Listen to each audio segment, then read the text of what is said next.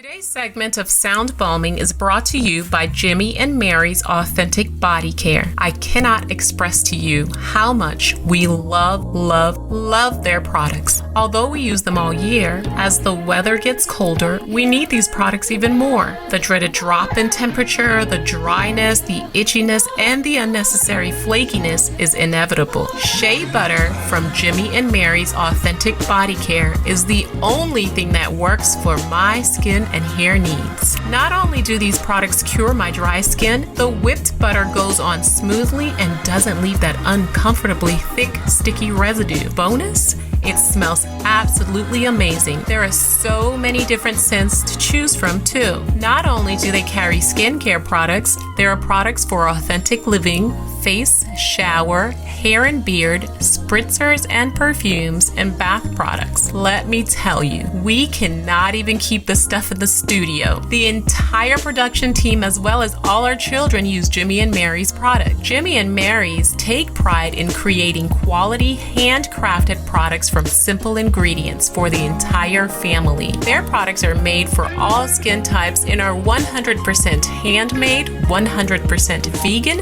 and 100% cruelty-free. Skincare is important. Moisture is key, and keeping our skin and hair hydrated is essential. I cannot emphasize how much we trust Jimmy and Mary's for all of our skincare needs. Hurry on up to jimmyandmarys.com and check out their products. Did I mention service is fast and efficient too? Don't forget to mention that you heard about Jimmy and Mary's Authentic Skincare on Sound Balming. Use the discount code SOUNDBALM20 to get 15% off. That's SOUNDBALM20 for 15% off at Jimmy and Mary's Authentic Skincare.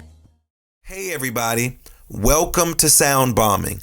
I created this show for people who want to experience a radical, life-changing journey through the sounds of my diverse guests. I hope that each sound you hear on this show will strengthen your faith, encourage your dreams, and challenge you to awaken the greatness within you.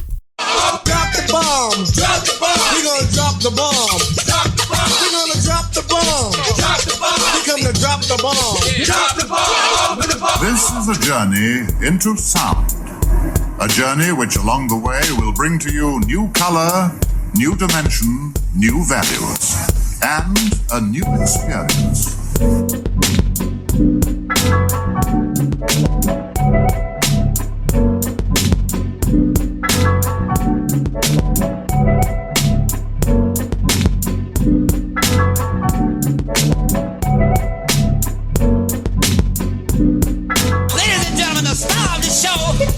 Lamar Darnell Shields.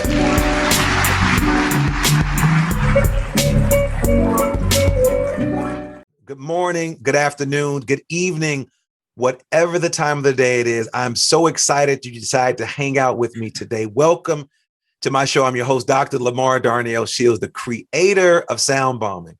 And my goal with this show is to introduce you to people with ideas that will help you unlock your full potential. Now, listen, Sound Bombers, we all have varying degrees of stress in our lives. I know I do. I know you do. Just own whatever they are.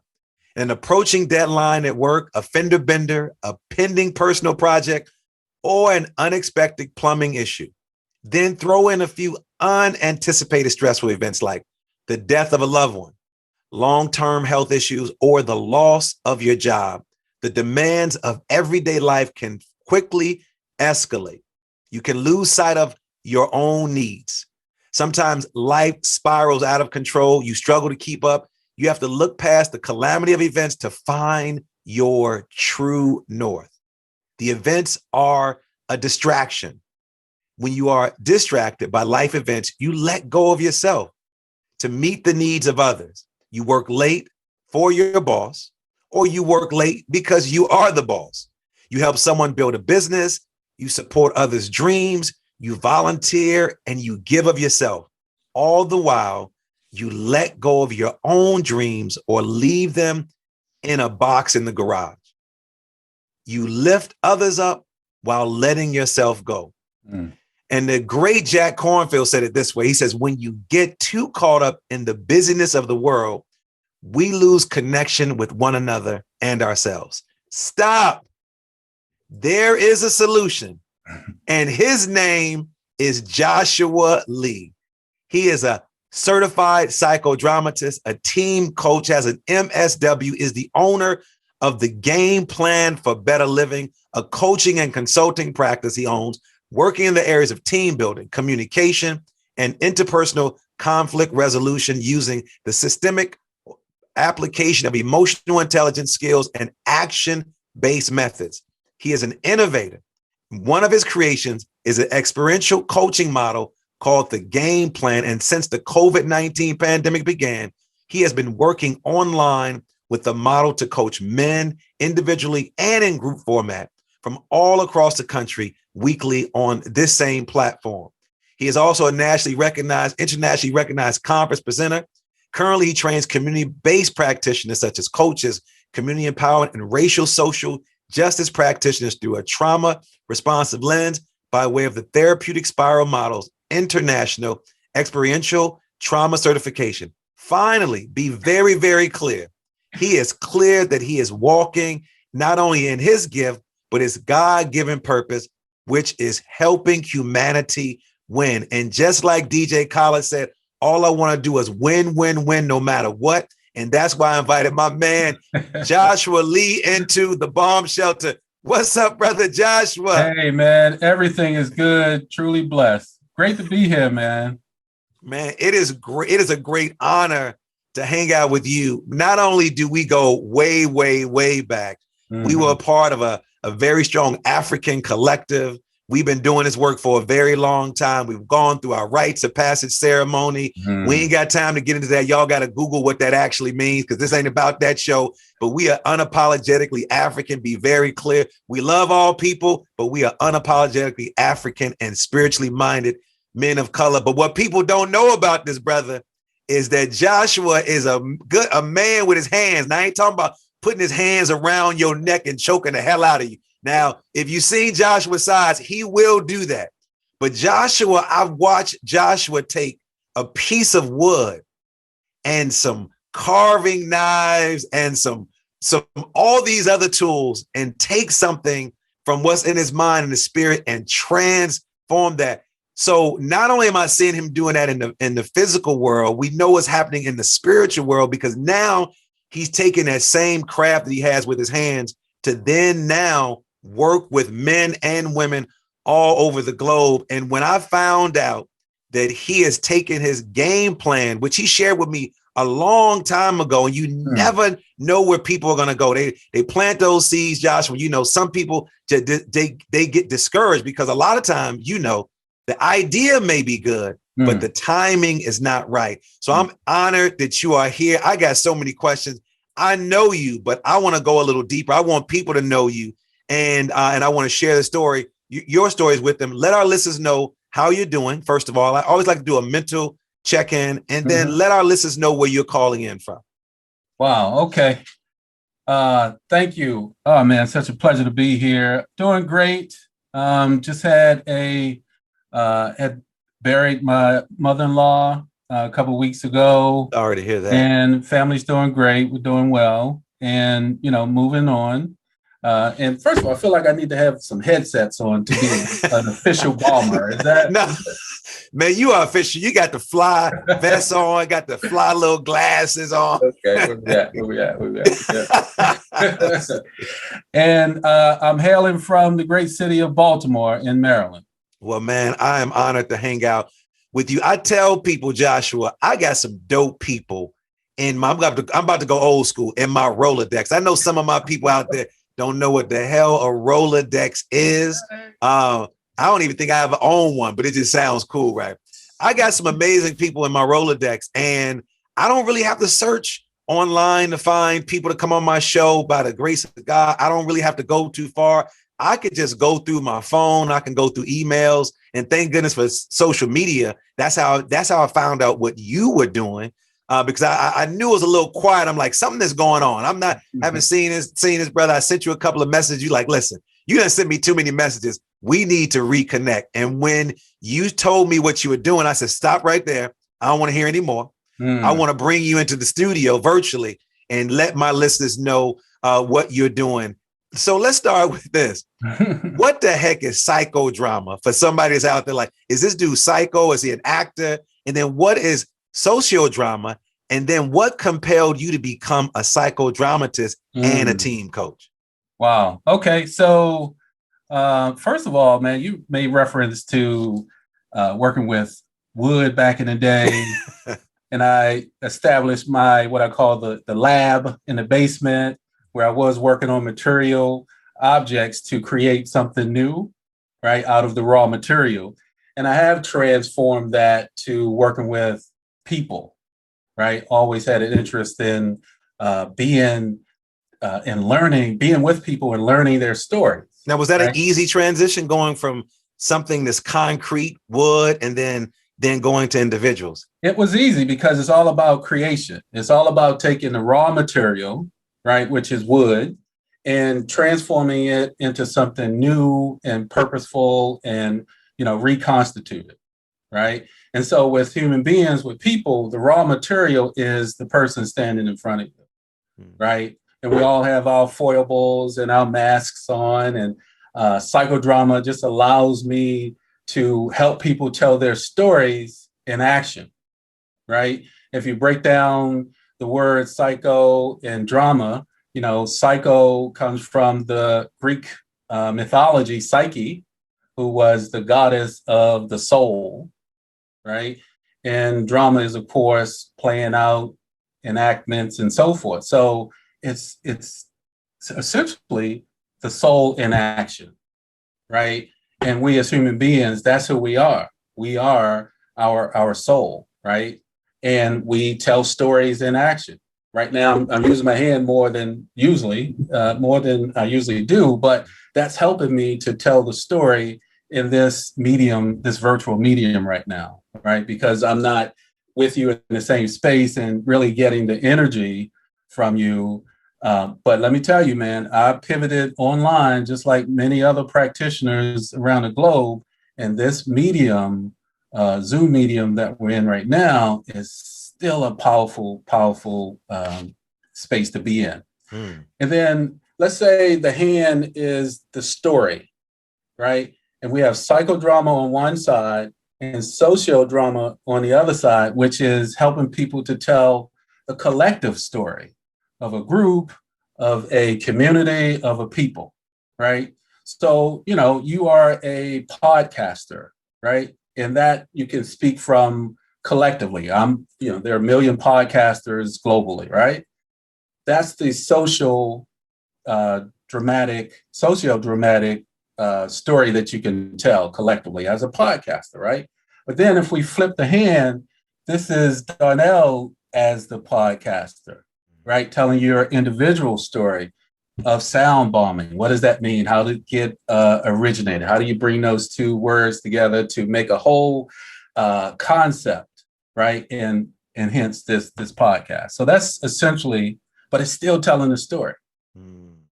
It's still telling the story. So how important are stories for your work? You know that I host a storytelling series, the Shortcut Show. I did a storytelling series with barbers called Fades and Fellowship. Yeah. I know you've done some work in barbershops as well. With your work, working with individuals, how important are stories to helping people shift their lives? And then how are you helping people shift those stories, Joshua? Because I know sometimes we get caught up in our stories. I remember Iyanla Vanzant, this is before she was doing her TV show. She was probably on BET at the time doing something different. And she said, stop retelling that story over and over and over again. So how important are stories in your work? And then what do you then do to help people shift the story? So I'm a Black kid from the South Side of Chicago, grew up with a single mother, father was not around. So every time I get up and give my talks, Joshua, I'm like, my dad wasn't around. My dad wasn't around. My dad wasn't around. And right. Joshua, like, darn, I've heard the story over and over again. You keep telling that same story. My dad wasn't around. So how important are stories, and how do you get people to get out of that storytelling rut? Yeah, storytelling is important to everyone, right? We can go back to time immemorial to understand the the benefits of storytelling, right?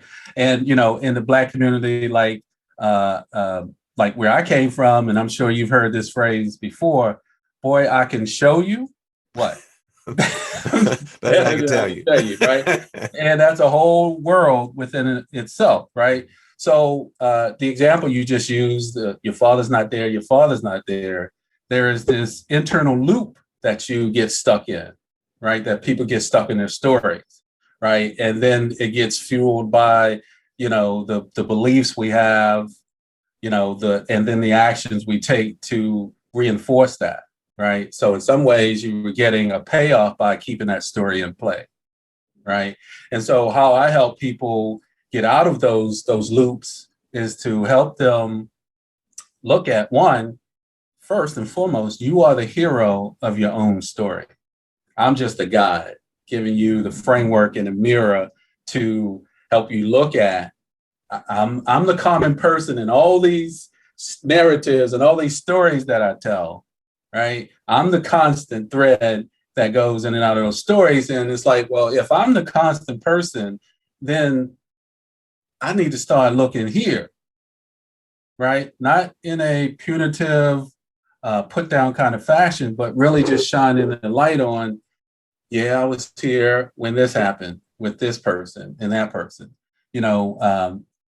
As an example, growing up in West Baltimore, I'm the youngest of 6. There was a lot of dysfunction in my household, and I took the role of the quiet intellectual, right? And everywhere I go, people would ask me, "Are you a minister?" Right? And this is like early adulthood kind of stuff. And initially, I was like, "Oh no, I'm not no minister. Not me." Right? Like you like some people got the call and you hung up the phone real quick. This is the wrong number. You need to speak to my friend Cliff. Right? And so, I go to the grocery store and the cashier was like, "Oh my goodness, you must be a minister," right? Or just anybody on the bus and that kind of thing. And what I got present to with growth and development and personal training and so forth is that what they were speaking to is, and you mentioned I am 6'3" and a couple biscuits away from 300 pounds, right? But I am a safe space for people, right? And I call myself a gentle giant. Don't go poking the bear, brother. Oh, no, listen, I would agree to gentle giant, but I've seen the other side. Yeah, yes. Right. But that was my countenance they were speaking to. And as a young man, I didn't understand that, especially when the older folks, "Your name is Joshua," and they start breaking out, "What's that song?" Mm-hmm. "Joshua fought the battle." I'm like, oh my God. Right. So it was a lot to grow into that space and that expectation and so forth. So how would you then describe your coaching style? And how is your style different from other coaches in the field that you're in? Yeah. Well, my coaching style is experiential. And I know that's a popular term. It gets tossed around a lot. But I'm actually helping people bring body, mind, and spirit into the conversation, right? We learn in action. As a 2-year-old toddler, they're learning, they're exploring their environment. And when they step up on that chair and they start to lean forward and mom yells and goes, "Hey, boy, get off of that," or goes and grabs the child because of impending, falling, right? That's a learning that's happening in action. However, if it's not explained to the child, they make up their own story, right? I shouldn't do that. I shouldn't do that, right? And then therefore we get these complexes. We start to create the mask of acceptance when really we wanted to beat somebody up, because they're talking badly about us and so forth. So I'm supporting people to bring their whole selves to the conversation, even on Zoom, right? I have a whole 18 months of experience of working with people around the world, particularly men in country. But that's part of my training is to help them tell their stories, even their trauma stories in action, right? I mean, I was just working with this young guy recently, and he's a college age student. First of all, they got to know their minds are still developing, even though legally they can, go to the bar, hang out, and so forth. But the male mind is still developing, so they are susceptible to making poor choices. Right? They get in trouble, and then they start to beat themselves up, and the shame and the blame comes into play. Right? So I gird people up with their strengths. Dude, you realize that if you were successful and you won these kind of games, then let's sort of transfer those skills across your life, across your life to help you see the connection that, wow, yeah, I did it there, right? Then I can do it over here as well. To hear you say that, it's reminding me of an interview I just had with a brother out in the UK. His name is Paul Cope. He wrote a book called How to Solve Any Problem in Life. And I said, any problem? He said, any problem. And you know what he said? He says that what I've discovered with all of the clients that I work with, and I work with people all over the globe, just like you do. He says, one common thread is I'm not enough. Are you finding that amongst the clients that you're working with, where you hear people saying, I'm not enough? And if you're hearing that echo throughout the chambers, throughout social media, throughout Zoom, what is then your response, Joshua, to a young man or to a young woman who constantly says that I am not enough? Yeah, it's the variation. I'm not enough. I'm not good enough. There's something fundamentally wrong with me. I must be, flawed in some way, right? And again, I got to go to that raw material, right? The idea of the raw material to help them go within and say that you are, I don't put my spiritual beliefs on people, but that's my come from. And that's what I know about people. I used to work with homeless men. Now, come on, they have this, and society has, kicked them out, and relegated them to a subclass in this country, right? And to see the transition from I'm not a throwaway to I'm about to get this job, and here's what I can offer, is so rewarding, and it's so heartening for me to be able to facilitate that. I'm just finding the golden jewels within and helping them, more importantly, to get in touch with that part of themselves as well. So you work with homeless men, you work with men, you work with women. We're going to talk about your book shortly, but I want to park and talk about you. With all the things that you do and all the work that you've been called to do, how do you continue to learn in order to stay on top of the things within your own role? What are some things that Joshua is doing that we don't know behind the scenes as you're preparing to have these? Because I think that's where the cool stuff is. I want to know what Michael Jordan is doing. I know what he does, but I don't know what he did before he came out there. I see what LeBron is able to do. I see what all the Sister Simone Biles. I see what all these other people are doing when they get out there. But what are you doing, Joshua, to stay on top of your craft? Well, brother, if I told you, I would have to eliminate you. I would have to. And it's 6'3". It's 6'3" and 3 biscuits away, but I run real fast. I just won't let you grab me. You got me there. Well, man, it's still, being humble, one. And I'm somebody who is of the mindset that I won't tell you to do something that I haven't done myself or am willing to do, right? More specifically, I'm still in the lab, right? I'm still learning and growing myself, okay? When the shutdown happened, I went on, I purchased a lot of books, right? When the UPS guy comes, he's like, hey, got another one for you. Wait a minute, is that for me or my wife? Yeah, because I'm saying Amazon all over the place, books and everything. But essentially, I learn so I can teach. I've always been someone to go and get it and then bring it back home to my people, right? Usually I'm the only Black person, the only brown face in the crowd, in a group, on a team. and I bring those skills. I'll tell you this quick story, man, that I told you I work with homeless men.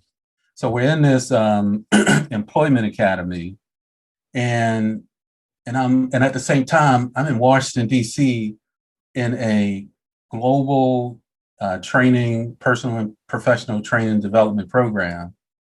And so folks from DC are coming from the federal government, they're coming from higher education, learning these leadership skills.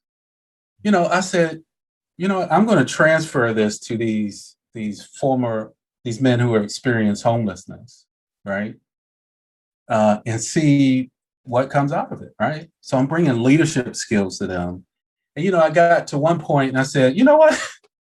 I think I'll choose, you put these two together, someone who has experienced homelessness and, the person coming out of college who may be working and never experienced the level of failure and heartbreak and having to, climb themselves back up. I'm going to take this guy, right, who just came out of prison. And by the way, I congratulate them and acknowledge them for making it to me, right? Because they've had to survive the streets, their homes, and prisons to get here. And now they're ready, right? So equip these guys with the leadership skills and their tenacity and their instinct for surviving. I'm going to take that person. Yeah. And what are you getting out of? Not only just personally, what do you get out of it? Well, you could talk about that personally. What do you get out of doing that work? But what are some things that you learned from working in that homeless community, man? Or what are some myths that you just had to be like, nope, that ain't true. Nope, that ain't true. Nope, that ain't true. That you brought into those, because we bring those things into those spaces because we aren't from those communities. What are you getting out of the work that you're doing? How fulfilling is that, if you can describe that? And then what are some myths and misnomers that you might have discovered around working with the homeless community that you want to share with people that we may believe to be the truths or truths? Well, I don't know who said it, but man, I get paid to have this level of personal satisfaction and fulfillment. I'm in heaven. If you're doing the things you love to do and, the payment is just gravy on the cake, and I'm mixing metaphors here, but you understand what I'm saying, right? So that's what I get personally. Because of where I come from, I am humble and know that it can all go away at any time, right? I had a dad who had a third grade education and was able to amass, a business, well, several businesses, but I really want to say his biggest business was a transportation company. And he was very well known in the city in the 70s as the Lee's Transportation, right? But there was this dark side of them, right? So we learned both and. We learned a crazy work ethic that shows up in my preparation work. And we were a part of a dysfunctional family of domestic violence, drugs and alcohol and so forth and so on, right? I went into social work school because I wanted to heal the world because of what I experienced, right? And most social workers do that. And so in terms of misnomers, these are men, these are full, fully grown men, but these are men with hopes and dreams and heartaches because they've made these poor decisions in their life, right? And they deserve the same amount of forgiveness, help and support as anyone else, right? And they're hungry and they can become humble. At this point in their life, they're very humble.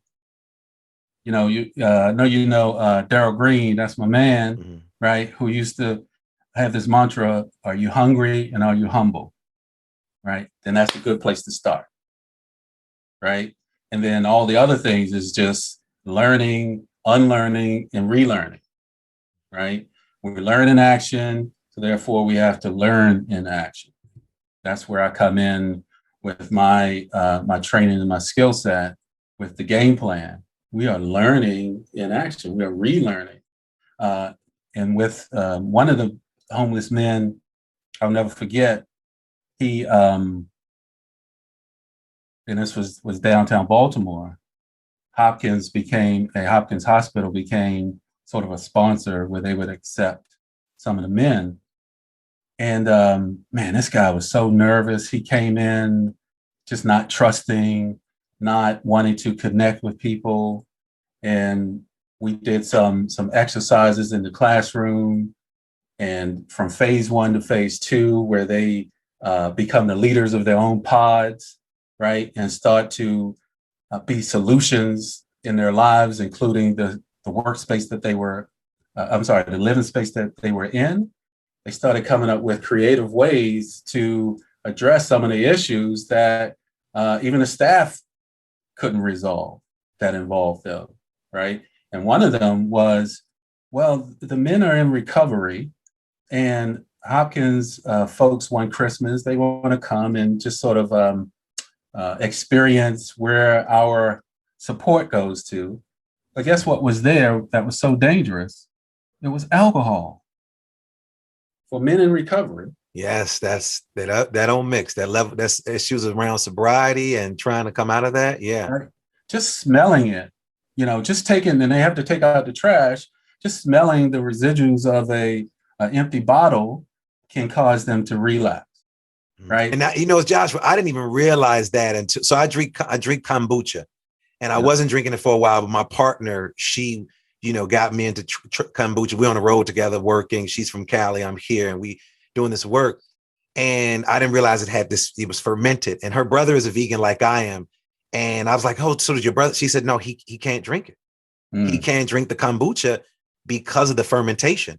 Right. And this is a guy who's doing extremely well, running a Fortune 500 company out of San Francisco, doing well financially, family, taking care of his health, and is very well off, but he couldn't drink that because it will take him back. So to hear you say they want to come in and do these things, and then you're putting people back into those spaces where now there's an opportunity. Yeah. So my point in telling this is that they took that on as a project. Yeah. Right. And initially they were like, no, they're not going to change this. We had to go there. Right. We had to sing, carols, Christmas carols, and so forth. They're not going to be open to this. That's that institutional thinking that we had to transition them from. Right. So I said, take it on. Right. And your part is responsible for getting an outcome. Right. Don't matter what it is, even if they say no, you have presented this as a concern that they should be willing to listen to. Well, they had this conversation the following week. She actually said, the guys still got to go down, but for those who feel like it is a jeopardizing situation, then they don't have to come down. That's a win, right? They still got to go down and sing those stinky Christmas carols, but it was a win, right? So they became empowered because of that. Leadership showing up in action. Well, you referenced that you started working in this shelter, working with men who were experiencing homelessness, and you created this concept called the Game Plan for Better Living. Talk to my listeners about what that is. I remember when I was running my school at Hopkins, David and I were our Saturday school, and you were sharing this with me. And I remember it was just a piece of paper. Wow. It was a big idea. It was a big idea. It was a piece of paper. And I'm not downplaying a piece of paper because it starts there. And then now when I called you, you're like, man, this thing is blossom. Talk to us about what the Game Plan for Better Living is and how you are using it, not only for teams, but also for individuals. Yeah, man.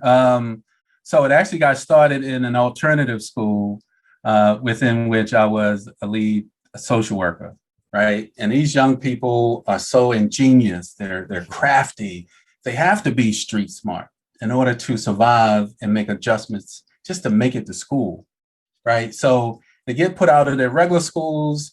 They come into the alternative school for 30, 60, 90 days, but they have to make this, tremendous turnaround, right? And it's like, well, at the initial meeting at the table with all the stakeholders, parents, administrators and so forth, even probation officers, right? They're saying all the right stuff. They're saying all the stuff they know that needs to come out of their mouth in order to have these grown folks back up off of them, right? Mm-hmm. But then, like, when everybody goes away, there's the integrity that shows up, or lack thereof, and they start cutting up and then and not honoring their word. Then I started to realize that, boy, they're playing a game. Like, what game are you really playing? And then I would just ask that simple question, right? And pause and wait for a response. Man, they start squirming. I ain't playing no game. And then I would just hold up the facts.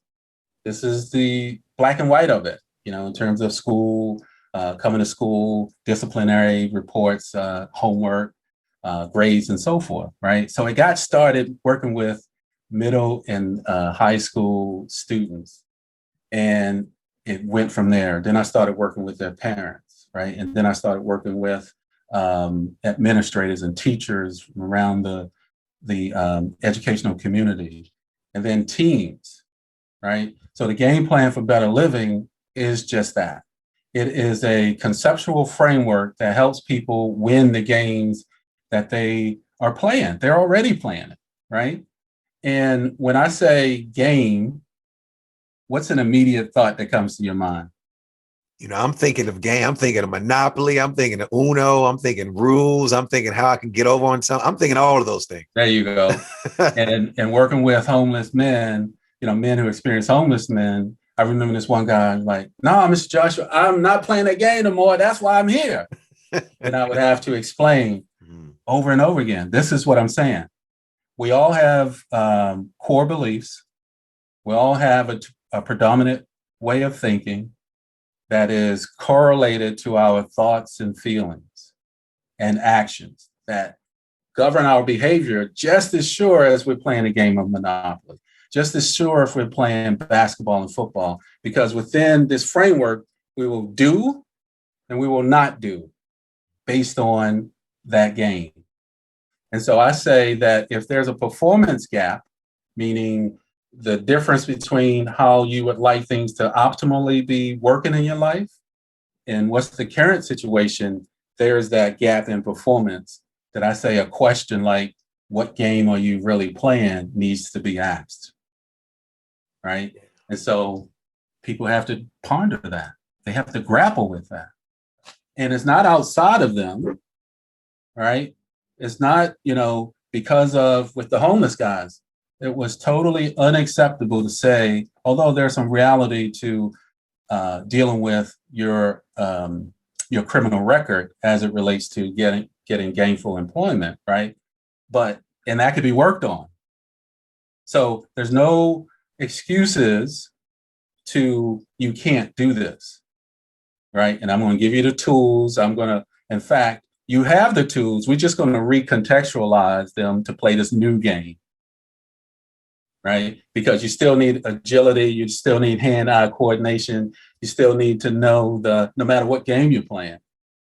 So we just recontextualize and say, we're no longer playing a failure game. We're playing the success game, right? So therefore, I don't have to do anything. It's just dusting off, right? It's just putting on a new pair of glasses to see this new game through, right?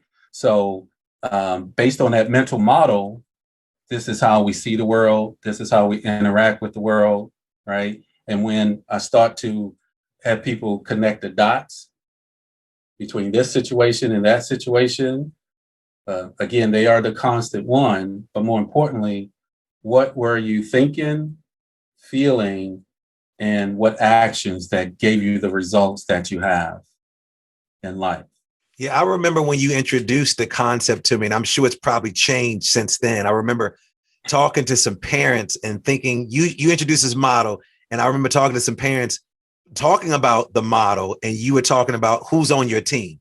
You talked about the coaches, you talked about the referees, you talked about the cheerleaders, you talked about the team, you talked about the fans. Yeah. And all of those people who play a role. And I think what I remember, you had the person in the center. And then so you said, how do you then build those people around that? Now, with the new concept that I'm probably an extended version, the game plan for better living, is it a book that people buy? Is it a series that people go through? How do you sort of walk an individual through? Because I remember when you introduced the document to me, I'm like, oh, okay, this is something I can use with my own children, building a team around them, building fans. How does a person, do they have to go through and I know you're doing something with men. I'm going to eventually sign up for that, a series. You're using that for that. Is it a book? Is it a model framework? Explain it to us. Sure, absolutely. It's definitely a framework. Okay. Going from stick figures, my oldest daughter drew the first iteration of it. And however, 10, 12 years later, she still wants her cut. Her credit. Yeah, yo, be real. She knows her. She got it honest from her father. Like this, I want my cut. That's right. So the evolution of it, man, not only looks at the interpersonal elements of it, right? Who is your fan? Who is your coach? Who are the people who you allow to hold you accountable, and who's on your team, right? But down to an inner or internal perspective of, are you your own fan? How are you your own fan, right? Are you cheering yourself on? How are you being your own inner coach and your own referee? So Joshua, why is it important to know who's your fan, who's your cheerleader, who's your coach, who's on your team? Why is that important to an individual to help shape their life? Dude, it's like a GPS, right? It's like you got to know where you are to get started, to get to where you want to go, right? And these people play these roles in your life.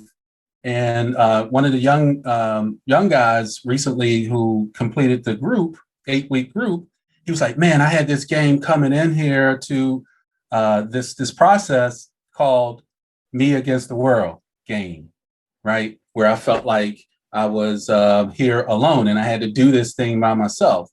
And when he concluded and we had our exit interview, he said, man, albeit virtual, because he just graduated, he said, all my cousins came, all my relatives, my friends. And he said, I've forgotten about some of these folks. And now I have a new perspective on who are all my fans, right? Who are my coaches, and so forth, referees and teammates, right? So now you get to have a baseline, right? And now you can start saying, to what degree are they a fan, coach, referee, or teammate? What type of, are they a critical coach? Well, I don't need that right now so much, then I'm going to distance myself. In fact, that's what I've been doing. Instead of having a straight conversation with that person, to say, I know you love me, Dad, and this is how you are showing it to me. But if you could tweak that a little bit, I could receive it and not be so defensive when you share it with me, right? Because you are my referee. And so from an internal perspective, am I being coachable myself? Well, let me tell you what you helped me do.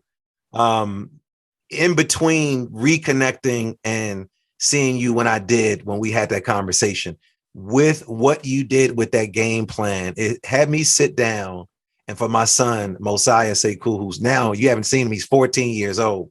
Oh, what I actually did was I gave him a list of all of the Babas. For those know, they call me Bob. My children call me Baba. All of the Babas, or the men that's in my community that he typically sees on any given day, people he doesn't see, but folks who are connected to me. And Joshua, I gave him all their telephone numbers. I said, whenever you're having an issue with me, or wherever you have an issue with your mother, or whenever you're having an issue, and when I say an issue, it doesn't have to be a bad thing. It could be, I just want to talk to Joshua about, hey, what's this stuff? I said, I want you to call these men. I was very specific on men because I wanted him to see the value of men, and not saying he doesn't value women. And I said, but I wanted him to create a circle of men.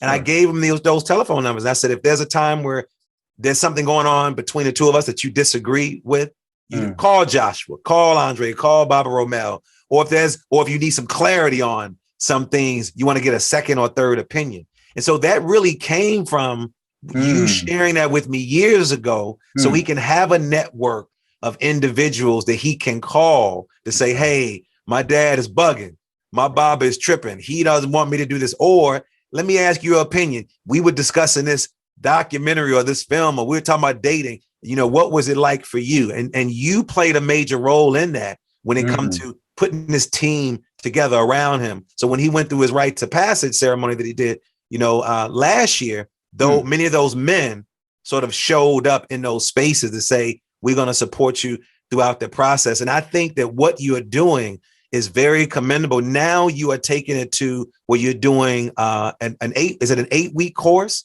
8-week course. And let's talk about the 8-week course. I know you've already started. But before you dive into that, I want to again thank you. I had a 911 call from one of my students, two of my students. And I told you I got to get off the phone because I had to go over here. Didn't feel like going. Right. Didn't feel like going, but they said to me, Mr. Shields, if it wasn't important, we wouldn't ask you to come out. So I did. And I remember you I talked to them for an hour. That they called you. And I want to encourage them to be a part of your class. And one of the things that you said that really just made me beam, that I thought was so amazing. This young, well, he's not a kid. They're always going to be our kids, right? He's not a kid, but he has children and everything.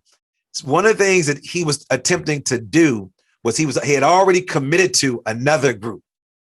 And he was trying to figure out how he can get out of that. And you said to him, so what I'm hearing is some commitment issues. What I'm hearing you say is you want to stop what you're doing and then jump on to what I'm doing.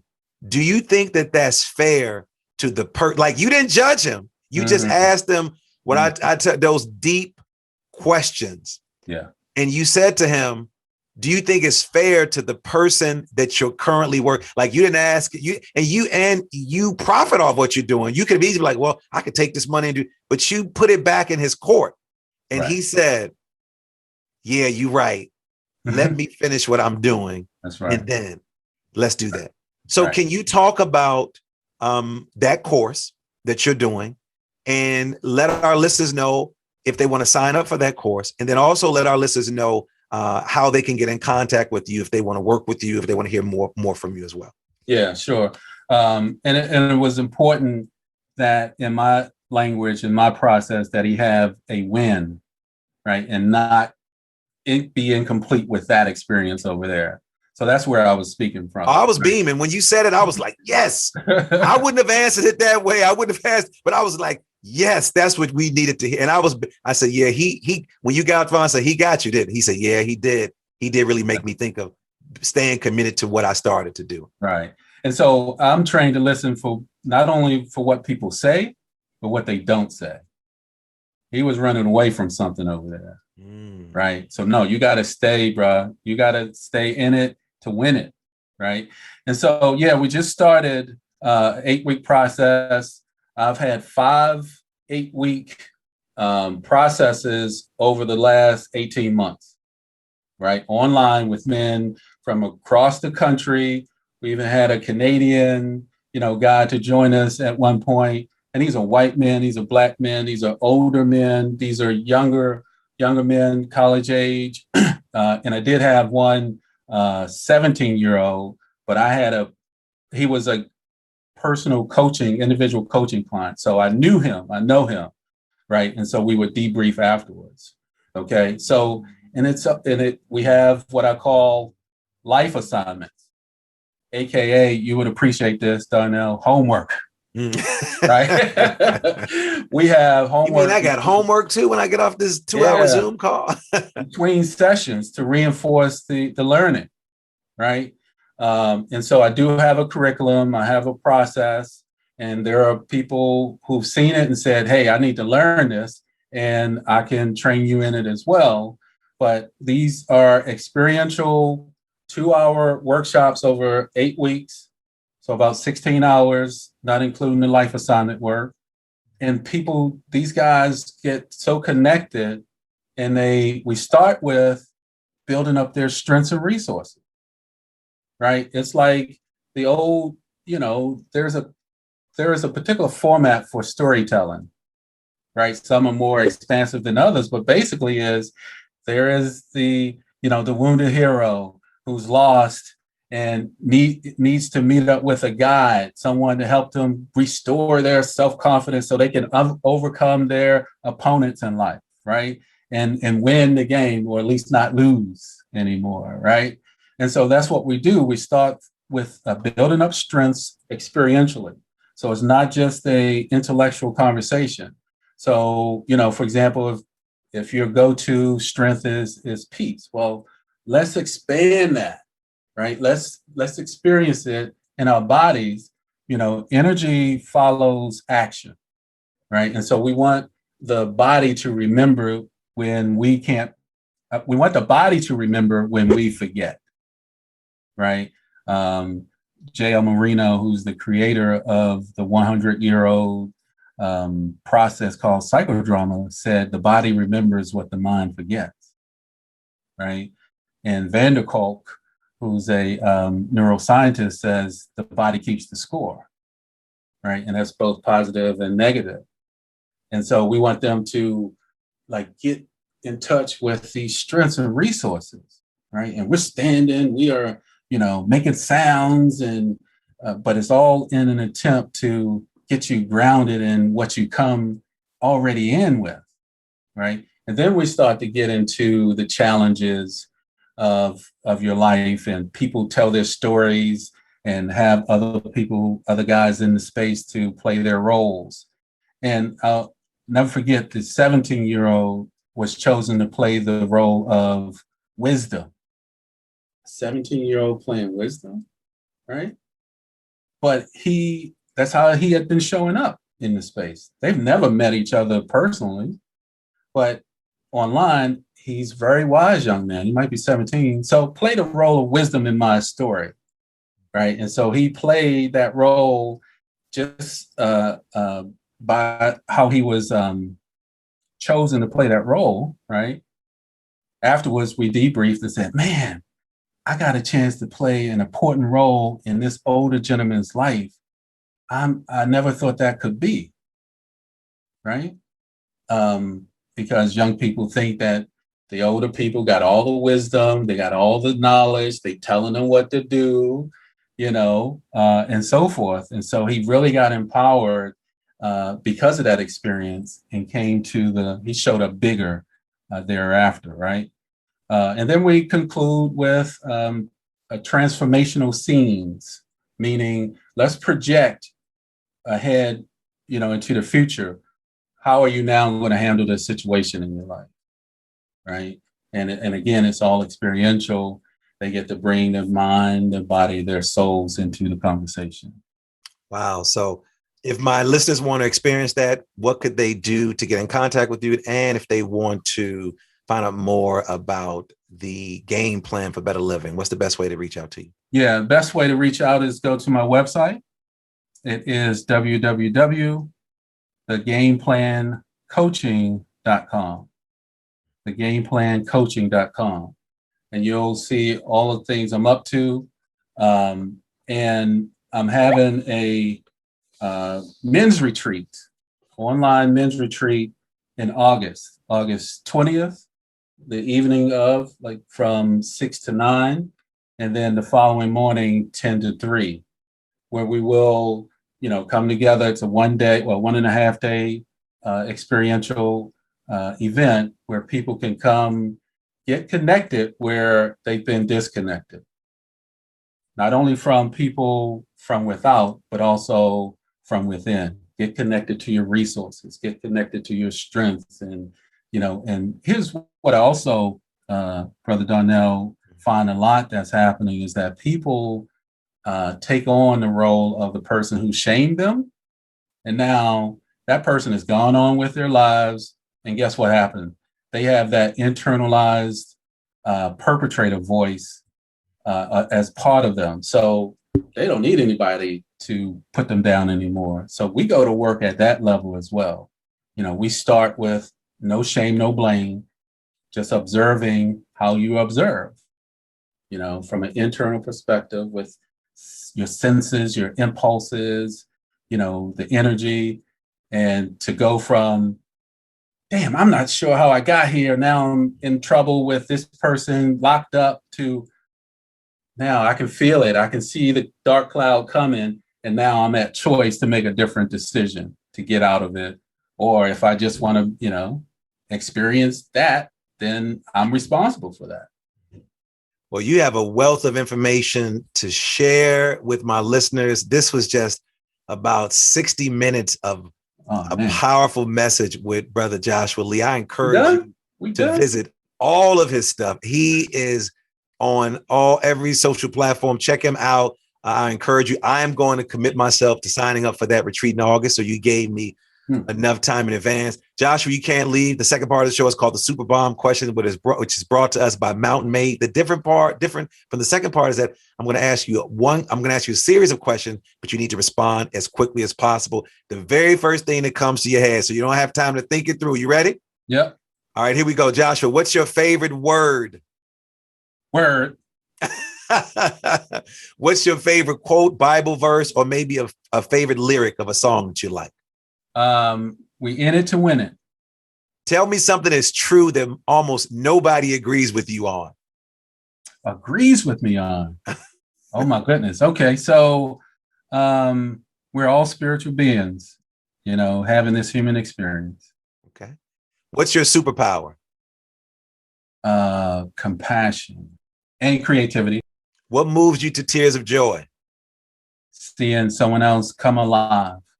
What moves you to tears of sorrow? Some of the disconnections that I have created myself throughout my life. What do you wish you had more time to do? To create, man, to just create, to just be in the laboratory of life and create and bring life to people. So what is the book or books you've given most as a gift and why? Donna, I have ordered about a dozen copies of The Dream Giver, right? Because it tells a powerful story of a young person being lost and then finding himself, because that's where the answer was all along, right? It's by Bruce Wilkinson. Powerful, powerful book. What rituals do you do to help you connect with your inner power?